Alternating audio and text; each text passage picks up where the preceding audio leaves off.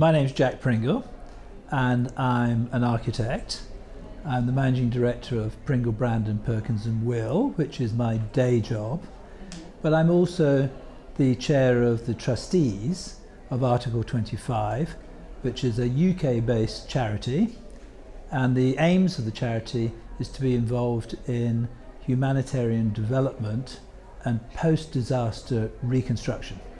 So, it's difficult to say what the percentage is, but like in all offices, the design, which is what you see, is actually a relatively small part of the whole effort.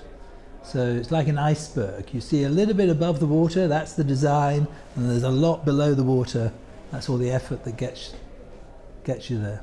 What we need for our architects working with us in Article 25 is people who've got a wide bandwidth of skills. So they can do the brief at the beginning. They have interpersonal skills, they have logistics skills, they have organizational skills. You need people who have design skills, and this is design in terms of designing to construct, designing to be sustainable, designing to be self-ventilating, designable to last. And then you need management skills in the field to make sure that it actually gets done, often in quite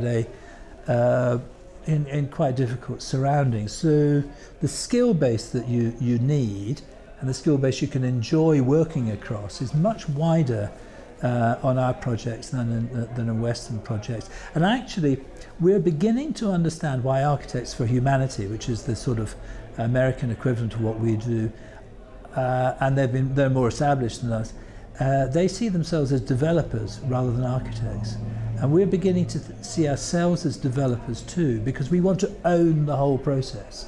We want to, we want to own the whole process because we've got experience that if we don't own the whole process, it's going to fall down somewhere along the way. So we want to take the money, we want to procure the land, we want to do the contracting. We want to make sure from A to Z that it gets done. So that's the sort of skill base of the person that we need. Of course, you're never going to get it all one person, and it's a team game in the end. So we have several people who can do that, but there's a lot to work on. Our next fundraising challenging activity is a vertical marathon, and we are challenging people to run up the stairs in the Shard in London to the cocktail bar at the top, and I'm going to be waiting at the top, and I'll buy them a drink. But they've got to get all their friends to fund them. Last year I lived on the same budget as somebody in the developing world would do for a week. So I lived on a £1 a day for a week, and that was for all food, water, drink, sustenance, etc. And I managed to raise, I think it was £9,000. And I'm challenging other people to do the same this year for us too.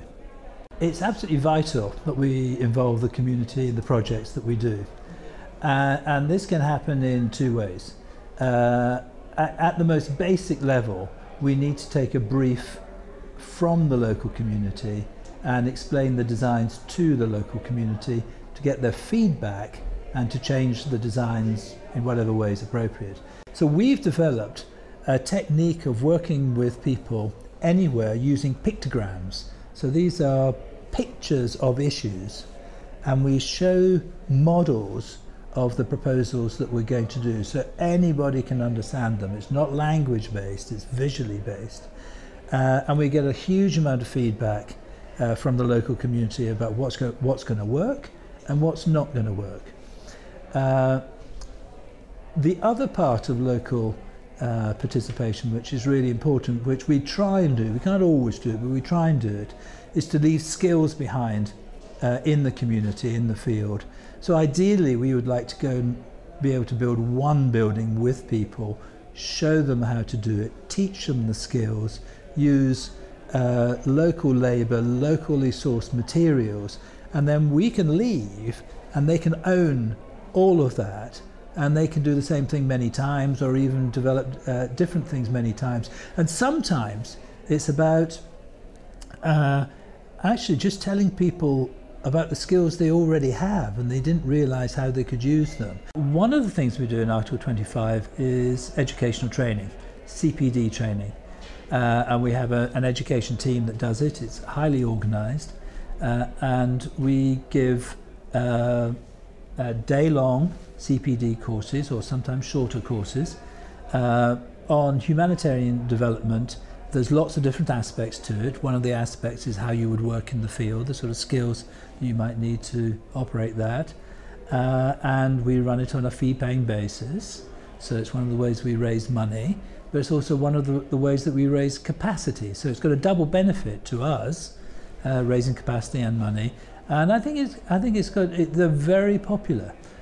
People get a lot out of them, and the work, we've got a big demand for them. And we'd like to come here to Madrid to do some here.